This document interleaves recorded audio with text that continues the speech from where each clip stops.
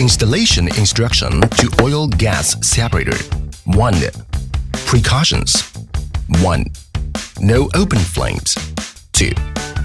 Do not apply sealant to sealing rings. 3. Do not open or loosen screw joints on the pump cover. 4. Pay attention to the aging condition of O-rings in the pipes connecting pipelines. 2. Disassembly procedures. 1. Loosen intake pipe screws. 2. Remove the intake pipe. 3. Loosen the ignition connector. 4. Block the ignition coil mounting hole. 5. Take down screws on the oil gas separator one by one. 6. Remove the oil gas separator. 3. Installation procedures. 1. Align with the installation position and insert in the exhaust pipe connector. 2. Pre-tighten screws of the separator and then tighten them alternately.